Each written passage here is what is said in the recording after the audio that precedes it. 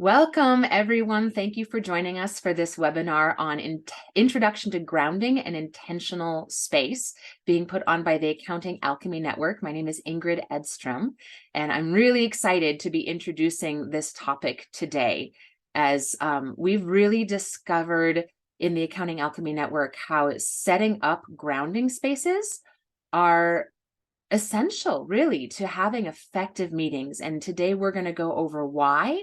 And then we'll get into some really, really good examples and tools and set up our accounting colleagues to be able to lead effective groundings in our practices.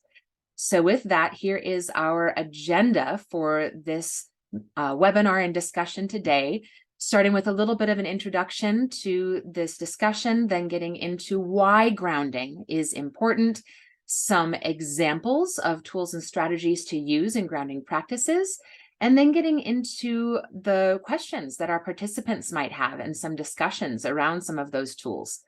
Then we will have an opportunity to practice in breakout rooms, and we're going to stop the recording for that portion so that our participants are able to just practice and play. And after those practice and breakout rooms, we will come back together for some reflection, discussion, and survey before we close things out.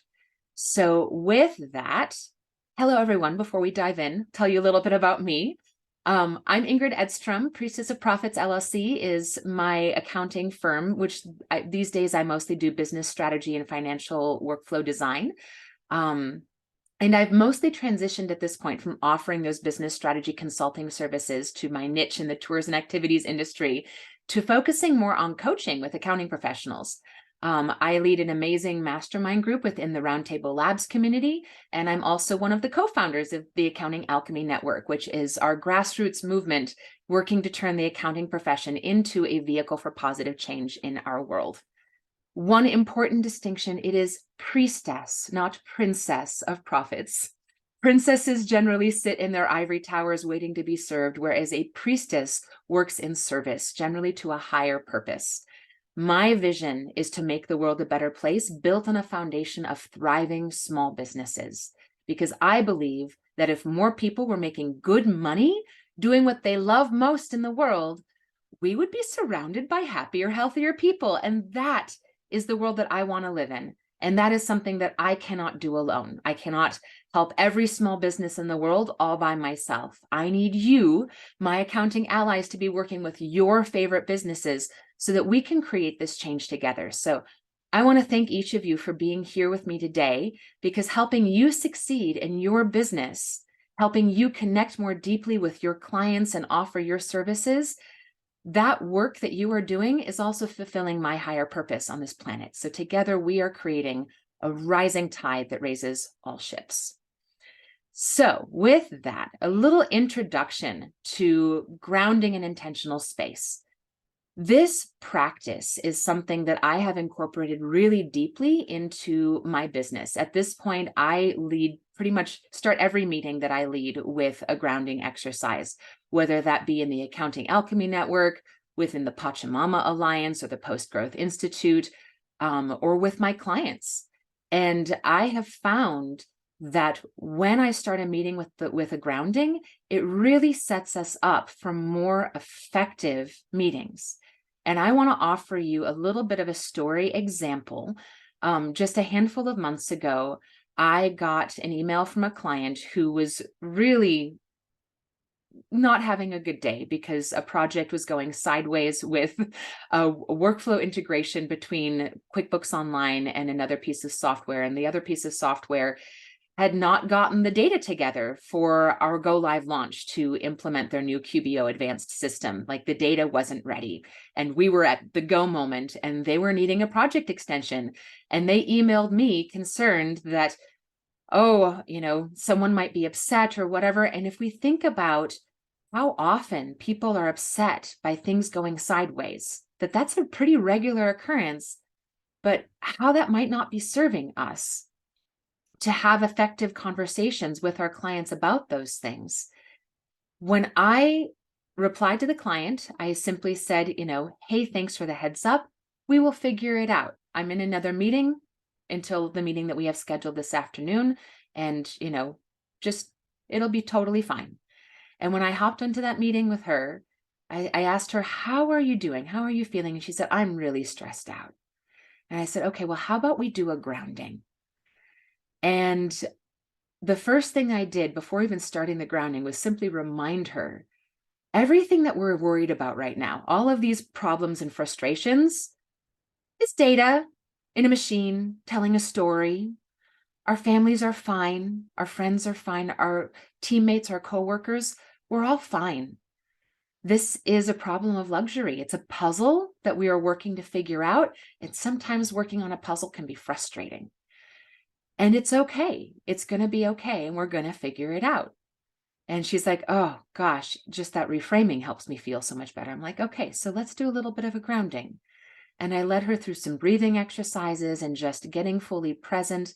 And then I used that opportunity of the grounding to really get into some focus space around her company's mission, their vision, their purpose. What are they doing in the world? Because this is a business that brings wonder and adventure and culture to people all over the world. And in doing so, they are supporting the lives and livelihoods of literally thousands of families all over the planet. This is not a small business.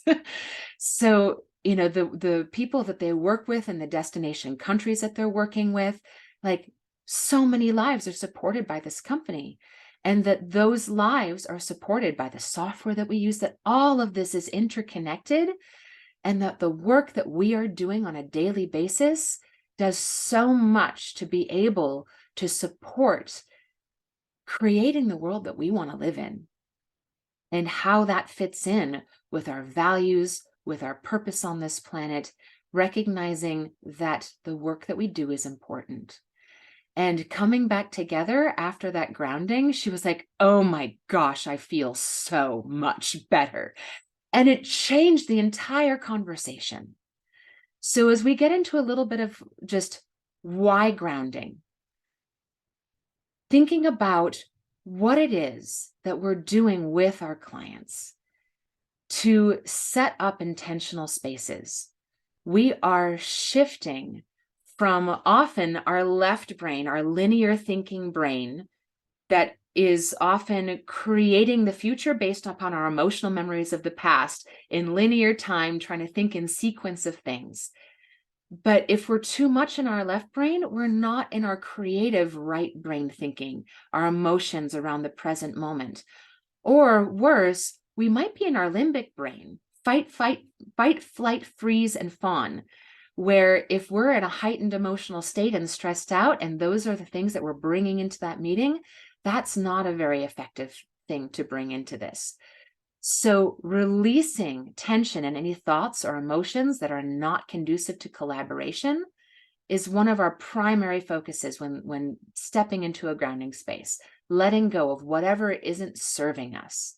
Also taking the opportunity to reflect on our intentions, emotions, relationships that are important to this moment, to this meeting, which opens ourselves to better possible outcomes. And embodying being fully present in our physical environment, including our bodies, in the here and now, the present moment. And that empowers healthy, integrated systems. So those things come together to shift to creative thinking, reset our nervous systems, and create intentional awareness so that we can be fully present with each other in these meetings. So with that, I'm going to offer just a little bit of an example for those on the meeting right now. We want to take a moment to close our eyes or lower our gaze, and I'm going to turn off my video for a moment as we close our eyes and lower our gaze, and just take a few nice deep breaths together, in through the nose and out through the nose or mouth, whichever feels comfortable for you in this moment.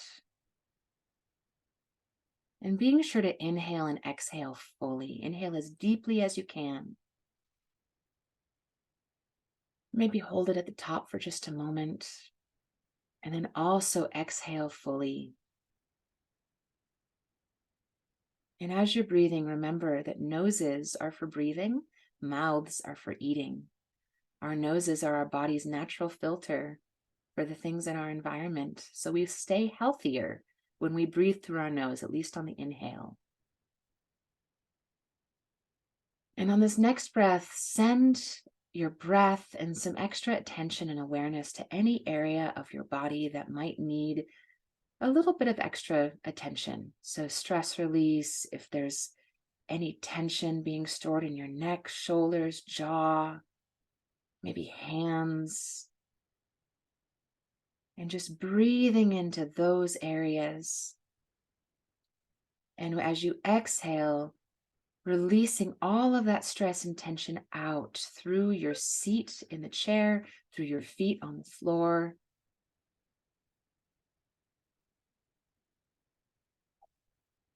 And again, just breathing in to any areas that need extra love. And as you exhale, really feeling connection with the earth beneath us, maybe even pushing our feet into the ground to connect more deeply with the earth. Perhaps envisioning roots coming out through your seat or your feet, and just sending our intention and awareness down into the earth beneath us, and allowing the earth to receive and compost any stress or tension that we might be feeling. And on the next breath, really just feeling gratitude for the air that we get to breathe, for the spark of life that is the fire within us, for the waters in and all around us. Water is the lifeblood of our body, as water is the lifeblood of our Mother Earth. And also the earth beneath us, holding us to her with her perpetual gravity. Like a beautiful hug, we are always held by our Mother, the Earth. And just feeling gratitude for each of those elements, the earth, the air, the fire, the water, and feeling how those elements, solid, liquid, gas, and change, make up our bodies and make up everything that we perceive around us. Just being fully present with the elements for a moment, feeling the solidness of our bodies while also recognizing that our bodies are mostly water. Feeling how the air plays through our bodies and feeling how our body warms itself using the food that we eat that was created through photosynthesis with the sun, how all of these things are connected. And then expanding our awareness to the ecosystems around us, feeling into the beautiful patterns of life all around us, and how we are part of these beautiful patterns. And when we allow ourselves to just be fully present in our bodies, in this place and time, in the ecosystems that surround us, and just breathing deeply, allowing ourselves to be. We are human beings, not human doings.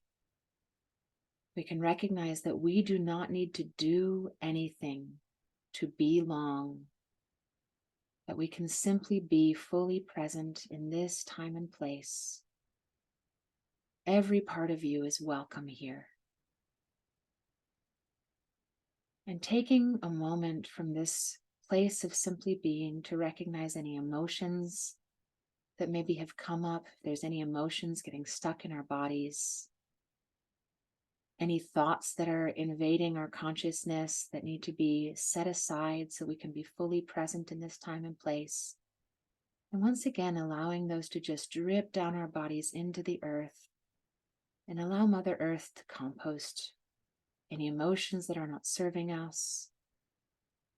And if any thoughts are coming through, just saying thank you to those thoughts and allowing them to pass away.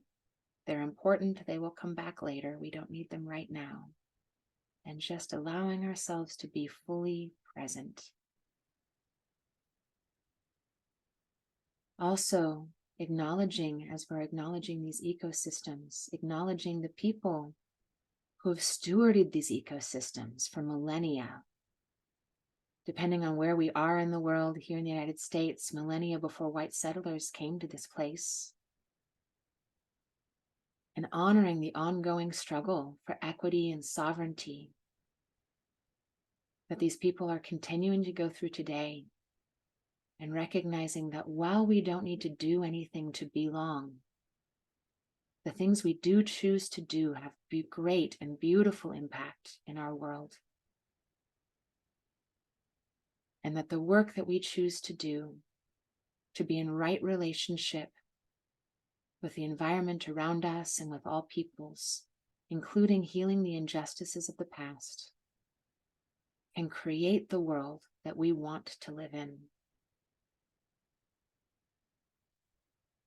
And thinking for just a moment about how that beautiful work of being in right relationship with our planet and with all people, whether those people are human or the non-human people in our world, all of the plants and animals,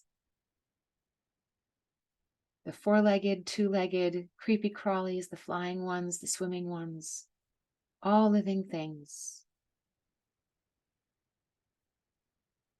that we can be in right relationship with all things, and think about how those right relationships are supported by our work in the accounting profession. How can we bring our values into play in the work that we do, in our practices with our teams, and also with our clients?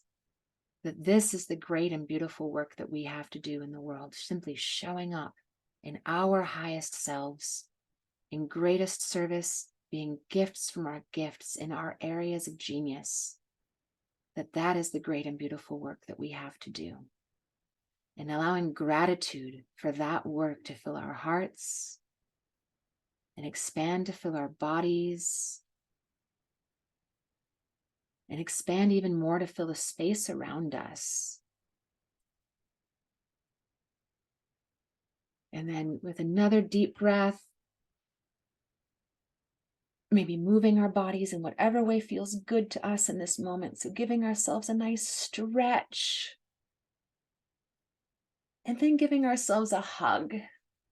Thanking this body for carrying us through this amazing 3D incarnation. And then taking a breath and coming back together, sending that gratitude and appreciation to each other here on the screen. Thank you so much for being here with me today. So that's an example of a grounding. And I really juiced that one. And I usually don't go quite that long when I'm just starting a meeting, but I wanted to give lots and lots of good examples of the kinds of elements that we can include in a grounding. So with that, I'm going to hop over to some examples of grounding. So just touching really briefly again on why ground and set intention, releasing, reflecting, and embodying so that we can come together in presence. So some of the things that I employed just now include things like breath focus, bringing intentional awareness to our breath, and even guiding breath work for particular purposes. If we know that a client is particularly stressed out, really focusing on the breath work will help them to shift that stress and become more present.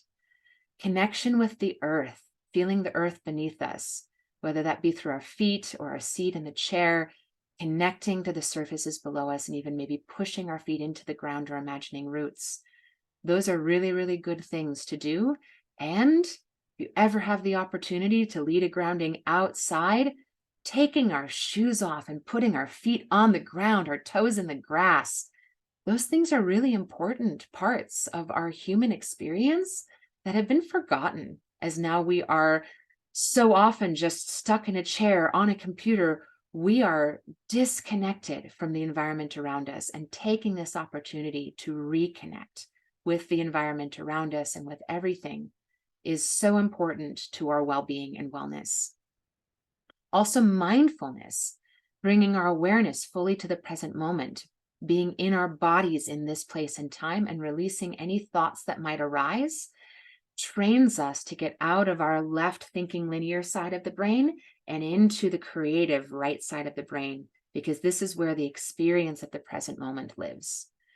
Releasing tension in our bodies, maybe even doing a body scan if you know that a client is particularly stressed out and feeling tense, giving them an opportunity, either starting with the top of the head and going down the body, or starting with the toes and going up the body, to just check in with each part of the body can be really, really helpful for bringing intentional awareness to areas of the body that could use some extra love.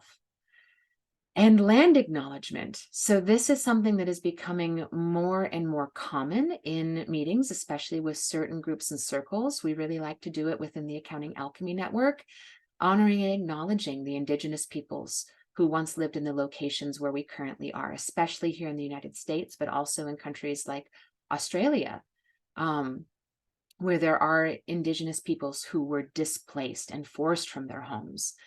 And setting the intention to be in right relationship moving forward with the land and also with these peoples is an important step to take to be in good healing practice and to make sure that we're establishing the practices and values that are going to be effective as we move into more regenerative practices for our world. And then a bunch of other ideas. So I mentioned the elements, I mentioned ecosystems, little tiny bit of visualization as far as the roots and things like that. Other people really love getting deeper into visualizations.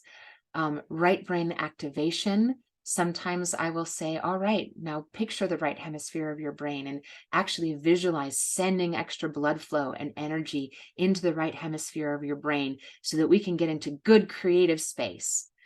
Gratitude practice. We did a little bit of that today. We also did a self-hug. So you can pick and choose any elements you want. If I'm rushed for a grounding, sometimes I'll be like, let's take 3 deep breaths together. And it takes 1 minute. So a grounding can be 1 minute, it can be half an hour.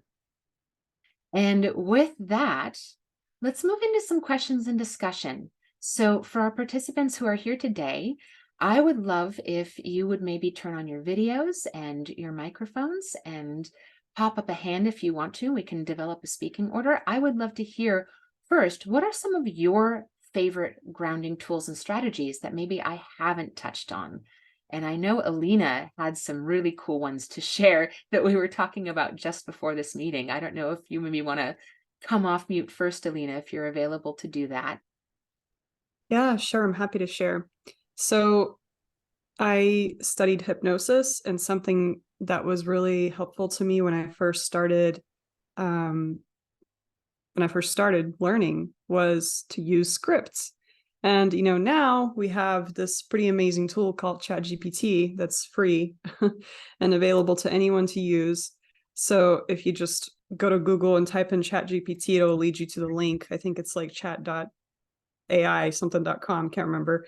And you can basically ask it to produce little scripts for you if you want to. So yesterday, I actually sent Ingrid a few scripts that I produced in, I don't know, 5 or 10 minutes.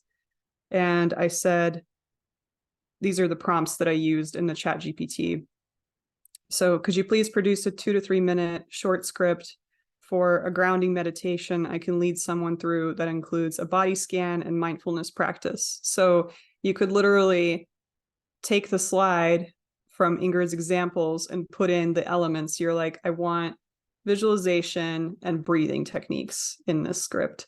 I want to honor the elements and do a land acknowledgement and mindfulness, and just put all those things in and specify a time. I also put can you give me a 1 minute grounding meditation script that includes exercises for presence, focus, awareness, and stress relief? Could you give me a 1 minute script for creative visualization grounding meditation? And it gave me different ones. So if you don't want to create something out of your brain until you kind of feel more comfortable with leading these, this is a great way for you to start. It's just to read it. I love that. Thank you so much, Alina. And particularly with the land acknowledgement, there's some scripts out there for land acknowledgements if we're not sure, entirely what to incorporate into that. And I love the creative use of ChatGPT and artificial intelligence. I never would have thought to do that before. I set up a ChatGPT membership, but I haven't really used it. So I love hearing that resource, and just want to acknowledge that absolutely using a script, at least until you get fully comfortable, is so valid. You are welcome to use a script. And that's something that we often do within the Pachamama Alliance, is leading groundings with scripts. It takes practice, and it's one of those things that after you do it a handful of times, you kind of feel into a little bit more improvisation, and what other elements do you want to add? And if you just want to stick with the script, that's fine. The realization that I've been leading groundings for a few years now, and that I've gotten comfortable enough with leading a grounding that I can just off the top of my head be like, what does my body want? And lead people through, a combination of what am I looking for and needing, and what do I feel like the client is looking for or the group is looking for. And just be able to do it off the cuff is really fun and a good challenge for me. And I also want to recognize where, it's a script is a really, really good place to start. And I think ChatGPT is a great place if you're wanting to create your own and not just, pull things. And also noting that a lot of the tools that I presented today, I cherry picked out of groundies that I have experienced, like the hug at the end. Totally got that from my friend Crystal from the Post Growth Institute. And I was like, oh, yes, give ourselves a hug. That's so good. And as you go through groundings with other people, you'll experience what are your favorite parts of their groundings. This is all open source. Just grab it, start using it. If we can just raise the bar of wellness overall, we're creating a rising tide that raises all ships. Any other favorite grounding strategies or tools to share? Feel free to pop up a hand or just come off mute. Yeah, I have one. Matthew here. I was fortunate enough to be exposed to a person named Moshe Feldenkrais, and Moshe Feldenkrais is a method, or the Feldenkrais method, and there's a lot of stuff there to look into. But one of the things that I really appreciate about that work, that you don't need to be a Feldenkrais practitioner to understand, is what I'm not mistaken, they refer to as the law of noticeable differences, right? And so the whole idea is, okay, your body is like a room with 100 light bulbs, right? And if all 100 are on and you try to turn off just one, you don't really notice the difference, right?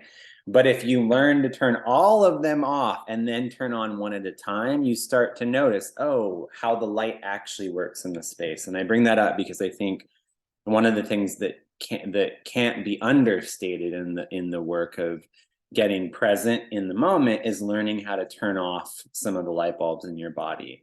And that means going through the body as a body scan, if you will, and saying, okay, I notice that I have a little tension in my pinky toe. Well, what happens if I let that go? Oh, I notice that I'm scrunching my face a little bit. Well, what happens if I let that go? And then cumulatively, what you're doing is you're turning off all the little light bulbs of tension that aren't necessary in your body.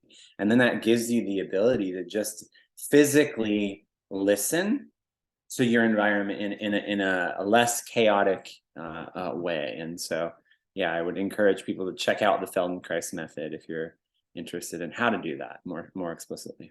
I love that, Matthew. Thank you so much for that tool. And I'm also thinking about how some of those pieces might be received by the left brain thinking accounting professional. What popped up in my mind, in my old way of thinking was, oh, wow, that sounds like it would take a really long time to go through. And it's like, how much does burnout take? How much time does burnout take when we don't give ourselves the time and space to do that? And I love these tools that you're offering, and recognizing that this kind of self-care needs to be prioritized. and having the tools to do effective self-care so that we can foster wellness in our bodies is super important. And also recognizing, as we're, checking in with our environment and nature and being part of the ecosystems and nature around us, that it's that awareness that nature is never in a hurry, but always somehow gets things done. What if the busy and hurry and things that we end up getting addicted to emotionally, what if that's not necessary? What if we don't have to put ourselves through that? What if we can actually show up more effectively in our whole selves in wellness and not wear our stress like some kind of badge of honor?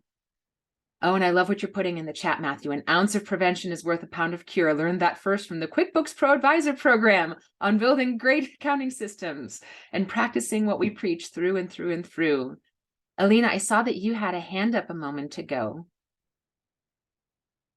Yeah, I was just going to share that this goes along with the conversation we had with Barry Tesler. Is that last? Yeah. Okay, yeah. She talks about doing a body check-in before beginning to work with money, because so many of us don't feel safe in our body when working with money and feel stress and anxiety. So specifically, this is important for accountants, because although to accountants, we may be approaching a topic that's just easy for us to approach because every single day, for our clients, that is not the case. I love that. Thank you so much. And the piece I would add to that is also from the work that I've done as a court-appointed special advocate and with adverse childhood experiences, ACEs, recognizing that a lot of our team members, a lot of our clients, and even ourselves might have trauma in our histories, particularly adverse childhood experiences that produced toxic stress in our systems as our brains were developing. That changes the way that we cope with stress and how we communicate under stressful circumstances. And even if we don't have those experiences in our childhood, a lot of people are triggered by money and money stories and limiting beliefs. And so recognizing that when we're in a conversation with a client and they're looking at us like, just zoned out or deer in headlights as we're going through their balance sheet, it's not that they're not interested or not paying attention. They're flooded. They're emotionally flooded in their limbic brain, fight, flight, freeze, fawn. Part of them has retreated into their little safe space deep, deep inside their subconscious, and they're not able to be fully present. And if they're particularly triggered and having an emotional response to something that we're talking about, who knows, maybe their business is struggling and they don't know how they're going to be able to pay the bills, or whatever situation might be coming up, that adrenaline and cortisol changes how we think. And so these grounding practices don't just have to be for at the beginning of the meeting.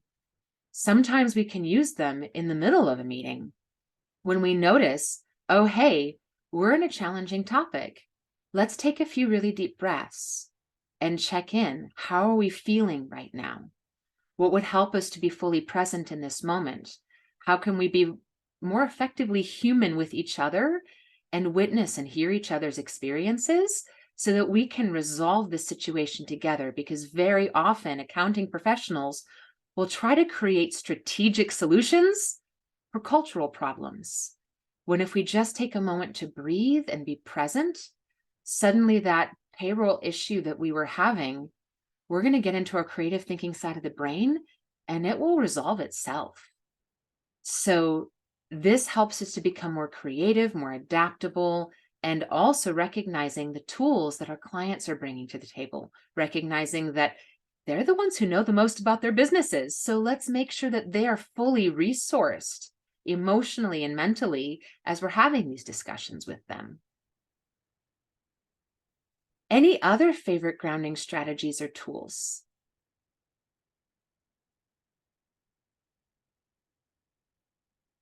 I'm a little curious, if you're open to it, Kristen, to hear a little bit about, I know you're just starting to dip your toe in the water of offering groundings to your clients. And the next thing that I was hoping to discuss is how to invite clients to do a grounding for the first time. So for myself, now that I've been doing this a while, it's just kind of become part of my culture that this is how I do it. This is how I roll. And letting clients know, hey, I start every meeting with a grounding and this is why, and educating them on how I do that. I'm wondering if maybe you could share a little bit from your experience of how it's been introducing these ideas for the first time when you haven't been doing it for years. Would you be comfortable talking about that a little bit? Well, I was hoping you could tell me what to do, because I mean, I'm really hoping to do this week, like for the first time ever. And I'm having a lot of different discussions with, monthly client, discussions on their books right now. Like I had 3 this morning, and in thinking about those 3 people, I feel like one probably really needs it, but I don't know how open he would be. The other 2 would totally be like, yeah, let's do it. But I haven't done it yet. So, yeah, so for that first time, I guess it would be helpful to explain why, Yeah. or, or explaining, yes, I've been doing meditation for a while and I'm into this mindfulness thing. And I think it might be hopefully helpful to bring this into our money talk right now. Yeah. So yeah, no, this is one of the reasons why I'm here. I'm just like, oh, I'm going to try this tomorrow, but what do I say? How do I do it? Or Yeah, how should I approach it? So I don't know. yeah, thank you for asking. So one of the, I wanted to touch really briefly also on something that you shared with me last week, because you were sharing that you did a grounding with one of your coaching clients. Yeah. And that her response was, let's do this every time from now on. Oh my gosh, that was amazing. Thank you. So clearly you rocked it with that client with whom you were comfortable doing it. Yeah. How was that experience for you? Well, so, and honestly, I felt like I just kind of like, I felt like I just stumbled through it, and it was pretty short. Um, but it was encouraging because that ended up being the focus of the entire call that we had. Like, I want to do this with you every time. And I think I might want to do this with my clients who are freaking out. So, which I wasn't expecting at all. I was expecting to just be like, okay, let's breathe for a minute and do the grounding, and then let's go talk about all the other stuff. But it turned into let's do this more. So that was, I mean, I know this is super powerful, and I know it's very helpful, and most people are, well, at least that particular client, she's always like, she's always like full steam ahead. So it was a kind of a different mindset for her. Yeah. And it's cool. It's cool to see that what you do works. Yeah. So when it comes to the clients that might be a little more resistant to it or unsure, so the client that I was just talking about prior to leading that grounding, the story that I told about the, how we needed to shift our strategy because something was going awry, and I, after the grounding, said, okay, so the plan has changed. Let's pivot, and then we'll pivot again as necessary. And the more we pivot, the more we become really good dancers. And just reframing some of those ideas and choosing some of those reframing things. I don't remember where I got that pivoting analogy from and being good dancers. I heard it from somebody, I think might have even been a main stage speaker at QuickBooks Connect or something like that. I'm like, oh, that's a good one. And now every time we need to pivot, I talk about pivoting and relating it to dance, and that makes it more fun.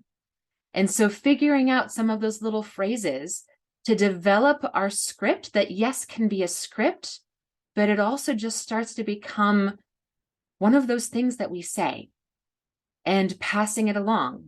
And when we pass it along, it becomes a tool in somebody else's toolbox, and it creates a rising tide that raises all ships. And thinking about how many times, being that you're in one of the groups that I lead, Kristen, how many times you've experienced groundings from me at this point, whether it be at the beginning of a meeting or during a meeting, and how that shifts the energy and creates a more conducive environment for effective discussion and breakthroughs and solution-based thinking. And why would we not want to bring that gift to people? So thinking about what fear is coming up for us.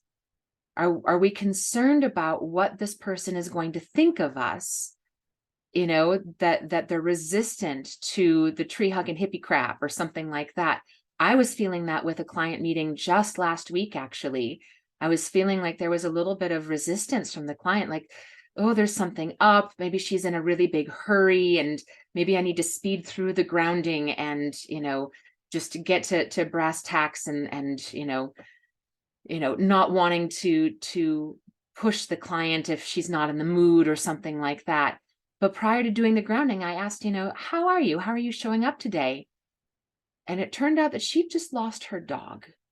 And she was hanging on emotionally by a thread and really looking forward to the grounding. And I had misread her. So we never know. We never know what's going on behind the surface. And oftentimes it's that left brain linear thinking that produces the worst case scenarios and makes up a story that has no basis in reality. As Joe Woodard likes to say, worry is interest paid in advance on borrowed trouble. Sometimes we are creating scenarios that simply are not true. So until we ask the client, we don't know. So introducing that piece of our culture and saying, hey, so I generally like to start my meetings with a grounding because it sets us up for more effective meeting time. It gets us very present in our right hemisphere of our brain, which is the creative side of our brain, rather than being stuck in, you know, potentially an emotional state, thinking about whatever we were doing before this meeting. And so I would like to lead a grounding with you. Would you be comfortable with that? It's a consent conversation. And that way they can say, yeah, I guess, sure, I would try it. Usually if we ask in that way, their curiosity steps in. And asking, so would you prefer that we just take a few breaths together so that we can dive in? Or would you be all right if I led us in something just a little bit, you know, more deeper, you know, maybe a little mindfulness practice and just really getting our energy fully present? If we're not sure, ask, have the conversation. And I'm curious what other questions might be coming up around this topic as far as hurdles to jump over, potential roadblocks the client might throw at us. Toss me a curveball. I have a curveball for you, maybe, if you don't mind. Yeah.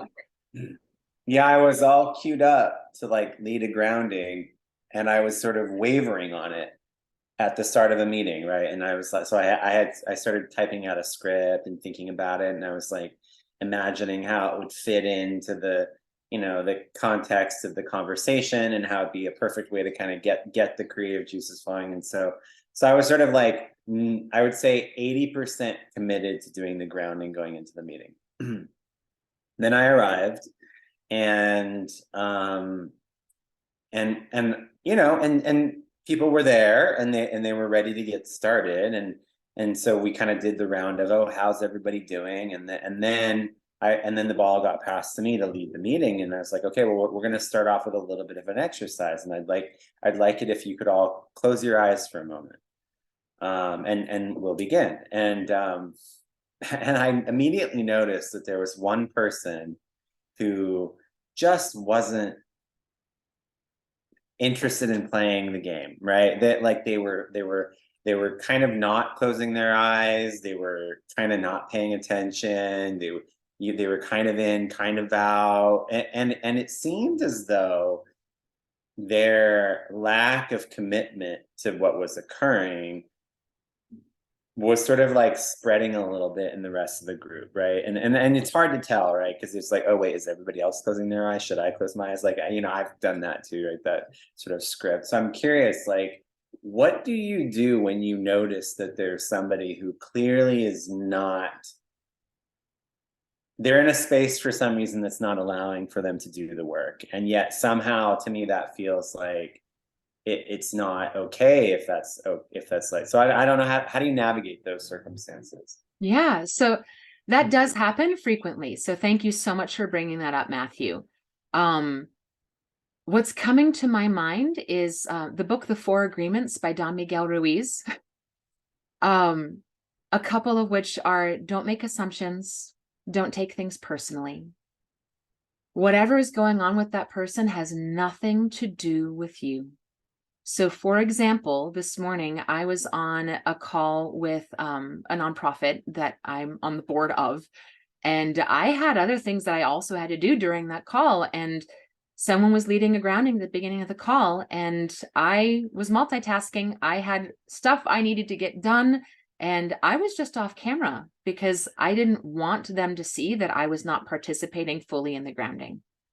And just recognizing, you know, as I'm listening to it, I'm trying to like be present in my mind while I was also, you know, doing my morning farm work, milking the goat, cleaning the goat pen, trying to be in two places at once, and doing what I have to do in that moment, and recognizing that that was my choice in that moment.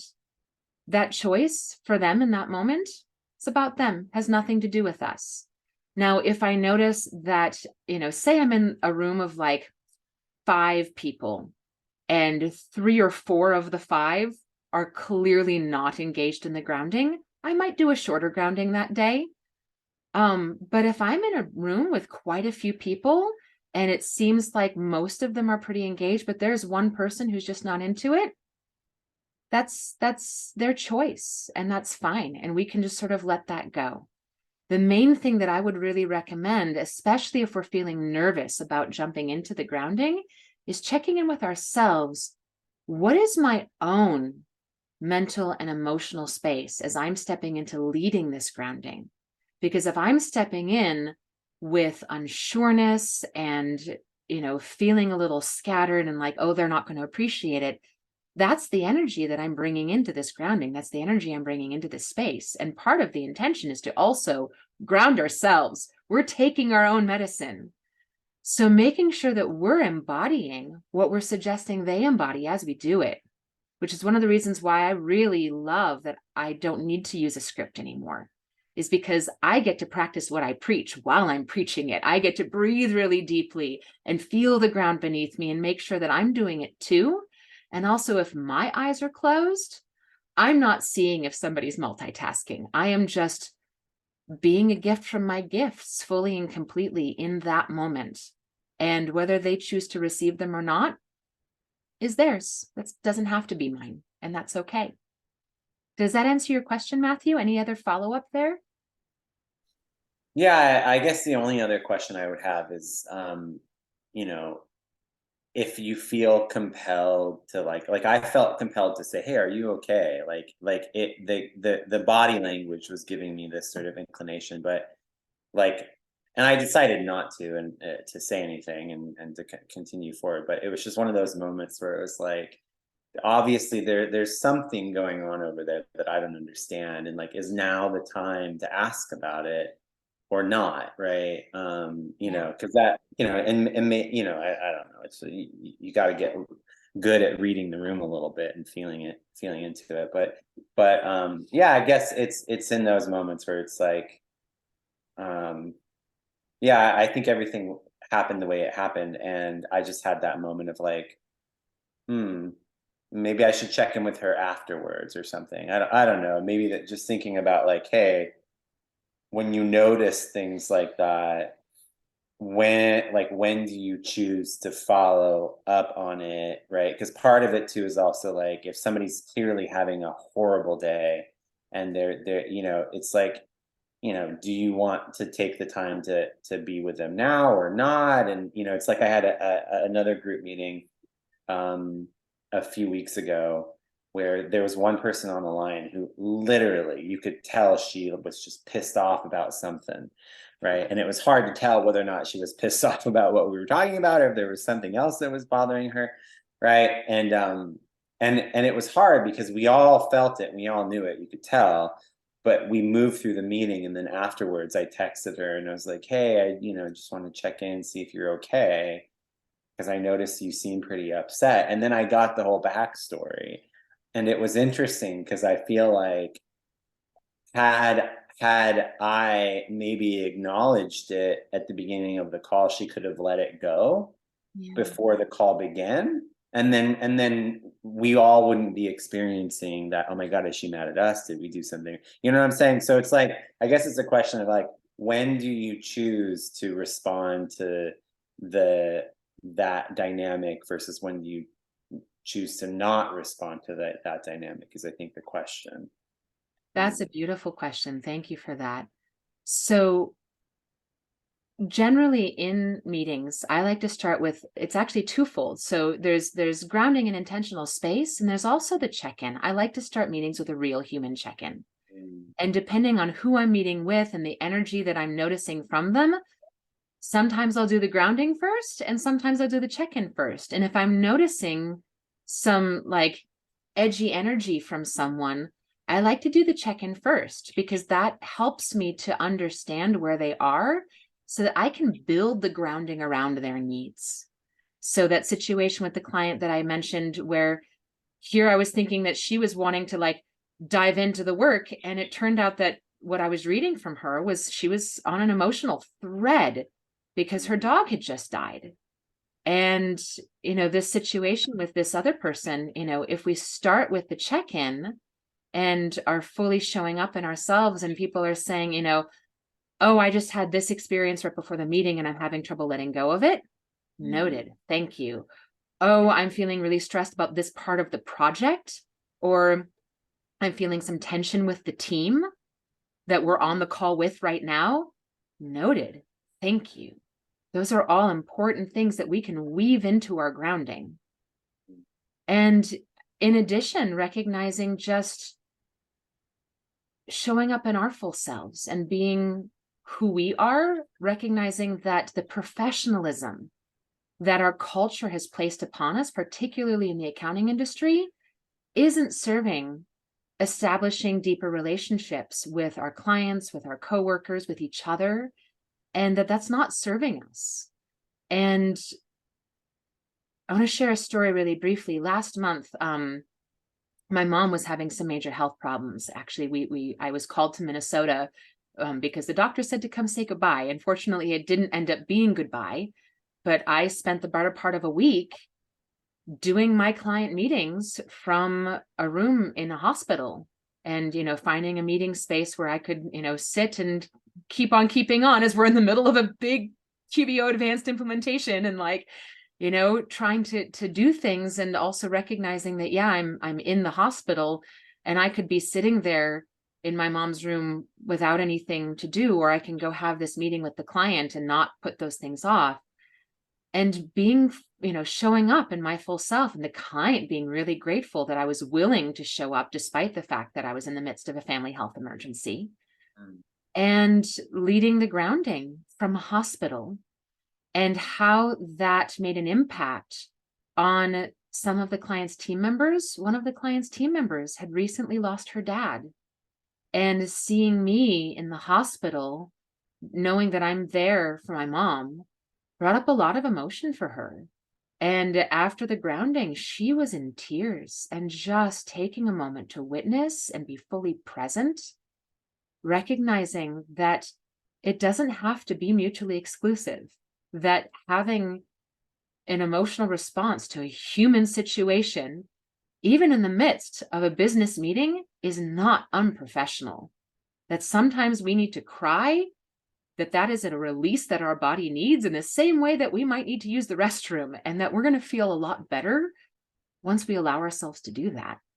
And just being able to take a few minutes to be present with each other as people allowed us to have a much more effective meeting. Any other questions or follow-ups along those lines?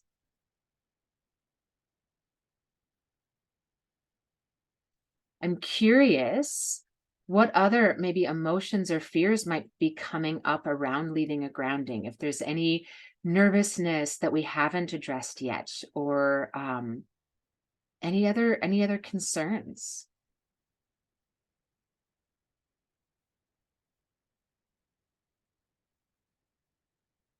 If any other concerns pop up as we continue through, please feel free to pop them in the chat or voice them. And of course, we can always continue these conversations in our LinkedIn and Facebook groups.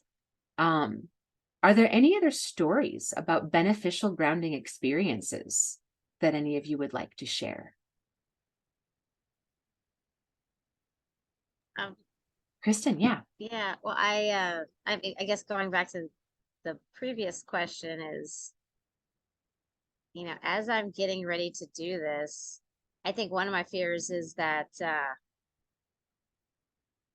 it'll just go really poorly. Not that I won't do it okay, but more that it will turn off the client to me to do future work with me, like, oh, this is too out there, that's not how I want to go. And I know you said it's like a consent conversation, I wouldn't do this unless they say, yeah, let's try it. But I guess that's a little bit of a nagging fear of mine, like, what if they stop working with me because they don't want to go down this route, or this is not a meditation session, this is talk about my books. So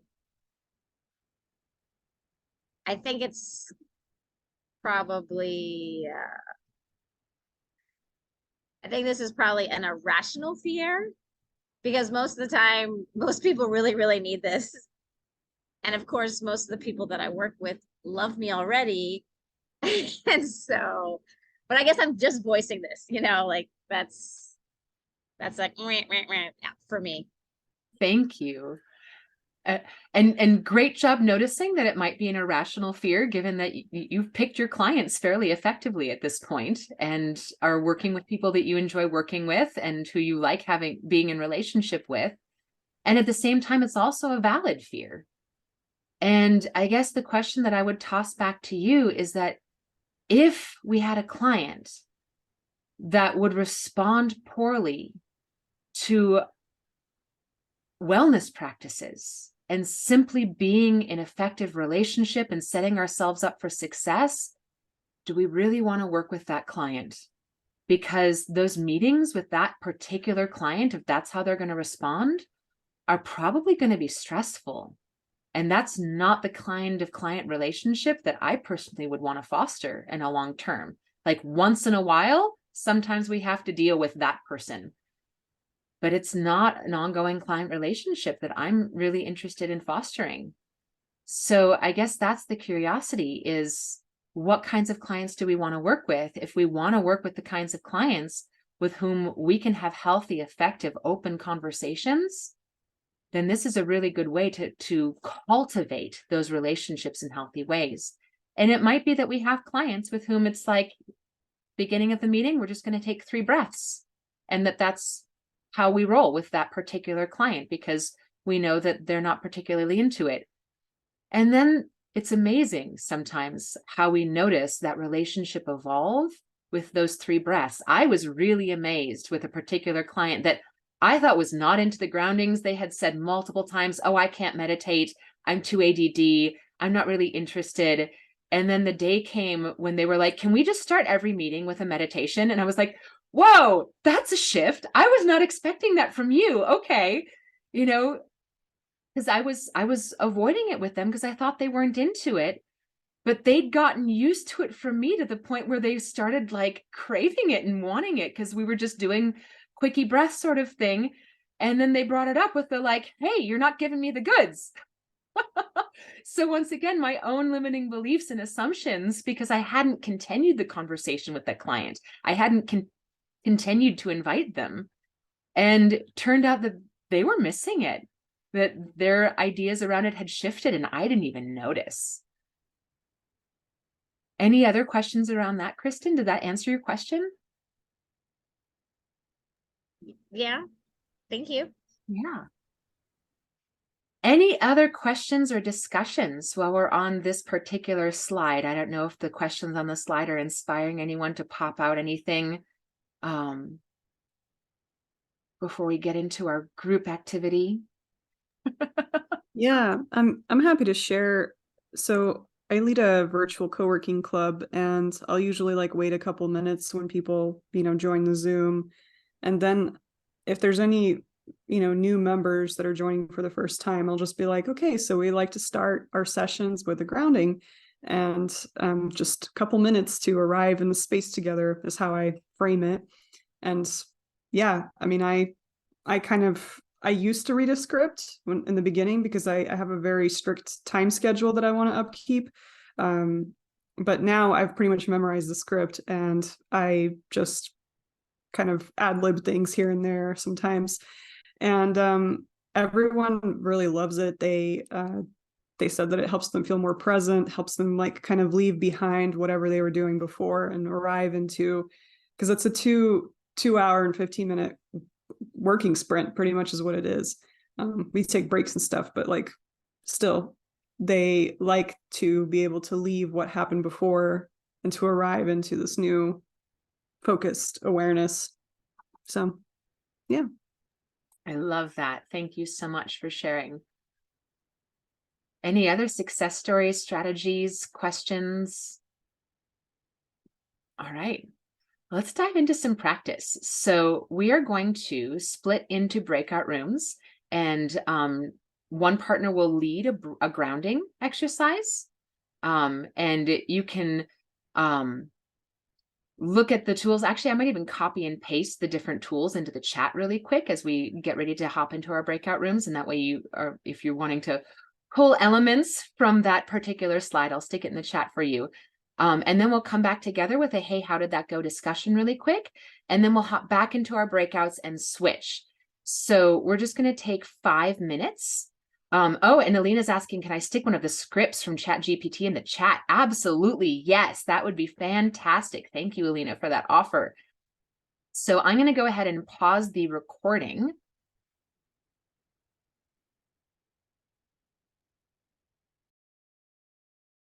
You're still muted, Ingrid. Thank you. That was so much fun. Oh my gosh.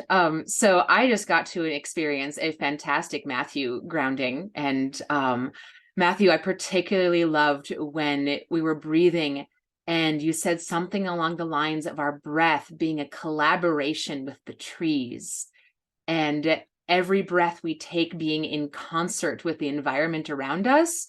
Oh my gosh, so beautiful. Did you just come up with that off the top of your head in that moment? I haven't heard you say that before.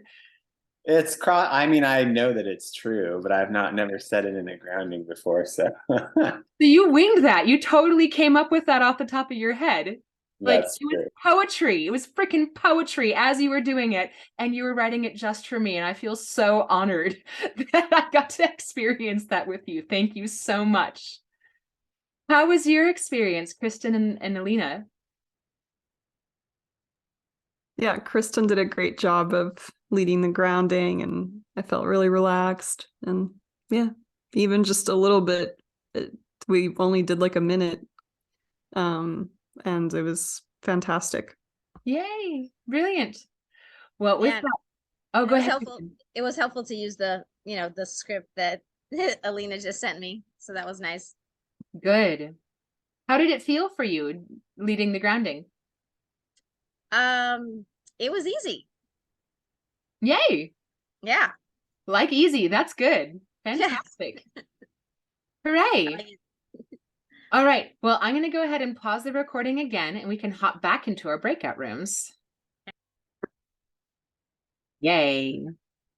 That's so much fun. Thank you all so much. Alina, Kristen, how did that go for you this time? I'm guessing Alina led this time. She did, and it was so awesome. And I asked her to send me the script, for what she just did too. So I kind of just need a script at first, I feel like. Yeah. But it goes fast. It goes super fast. Like, it does. 2.5 minutes. You think, oh my goodness, it's so long, but it goes super fast. And yeah, it's pretty awesome. Thank you. Feels good. How is it for you, Lena? Yeah, no, it's great. And it's good that, like I mentioned, that I used to practice with a script.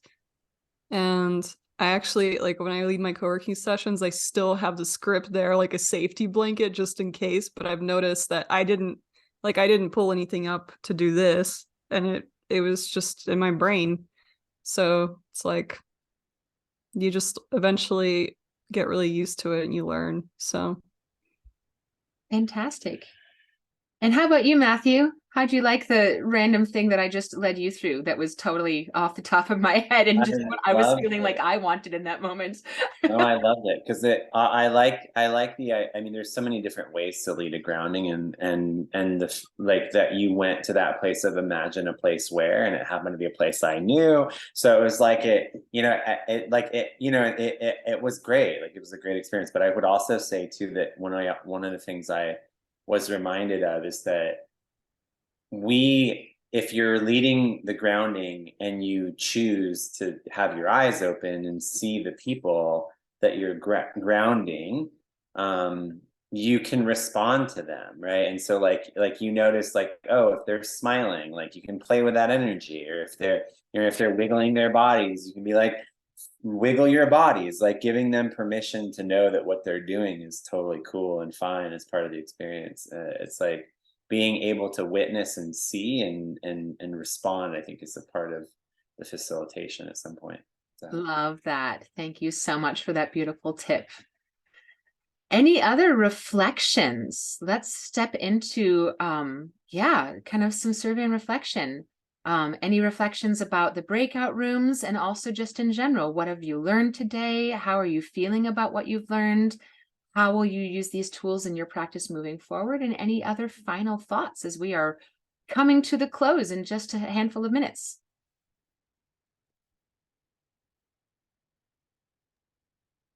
Well, I have a client meeting tomorrow morning, and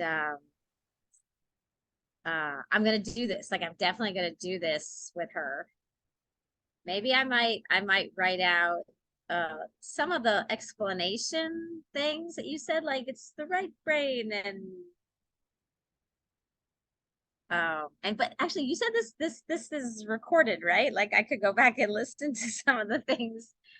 So yes, I'm definitely going to do this tomorrow, and I can let you know how it goes, because I think it's important. Brilliant. Thank you. I was just noticing that our little smiling faces were not on the right screen, so I don't know how they're going to show up in the recording. But yes, this is recorded, and you can go over it as many times as you need or want to. And, when YouTube puts auto subtitles on it, you can even create scripts from subtitles on YouTube. Any other reflections, learnings, as my cat is hawking up a hairball in the background? Thank you, Mar. One thing that I didn't make the connection to, but it was really helpful that you explained it, was like doing the check-in before the grounding, because I always thought, oh, do the grounding first and then do the check-in, but actually it helps to do the check-in first, because then you can kind of gauge where people are at. That might shift your grounding. So that was a really helpful tip. Thank you for that. Yeah. For me, it depends on how many people are in the meeting. If it's fewer than like 4 or 5, then yeah, check in before the grounding usually goes pretty quick. But if you're doing it with like 10 people, then I usually do the grounding first, because that's what sets the container. Otherwise, people end up, spiraling in their check-ins, and, check-ins can take a really, really long time, and check-ins take longer with ungrounded people, I've noticed. So yeah, depends on how many people are in the meeting. Any other final thoughts to add?